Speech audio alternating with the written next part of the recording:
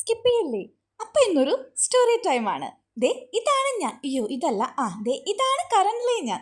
അങ്ങനെ മുക്കിനും മൂലയ്ക്കും കുടത്തിലും കലത്തിലും വരെ content creators ഉള്ള കാലത്ത് ഞാനും തുടങ്ങി എൻ്റെ കോണ്ടന്റ് ക്രിയേഷൻ ജേണി. ഇത് ഇന്നോ ഇന്നലെ ഒന്നും തുടങ്ങിയല്ല. ഞാൻ ഏകദേശം ഒരു 10ാം ക്ലാസ് ഒക്കെ പഠിക്കുന്ന കാലം തൊട്ടേ ഞാൻ തന്നെ കുറേ വീഡിയോ എടുക്കും, എഡിറ്റ് ചെയ്യും, ഞാൻ തന്നെ കാണും. പിന്നെ എനിക്ക് വേണ്ടപ്പെട്ട കുറച്ച് പേരും. അങ്ങനെ അവർ തന്ന സപ്പോർട്ട് മൂലം തുടങ്ങിയതാണ് ഈ 2 ചാനൽ. പക്ഷെ തുടങ്ങി കഴിഞ്ഞപ്പോഴല്ലേടാ മനസ്സിലായത് സംഭവം അത്ര എളുപ്പമല്ല. ഞാൻ എൻ്റെ കോണ്ടന്റ് ക്രിയേഷൻ ജേണി സ്റ്റാർട്ട് ചെയ്തിട്ട് day by day different kind of problems face ചെയ്യാൻ തുടങ്ങി. പക്ഷെ പുറകോട്ട് മാറുന്ന ശരിയല്ലല്ലോ. So we never give up. അല്ലെങ്കിൽ തന്നെ ഈ 1 മില്യൺ ഫോളോവേഴ്സ് അടിക്കുന്ന ഒന്നും അല്ലല്ലോ യഥാർത്ഥ ഹാപ്പിനെസ്.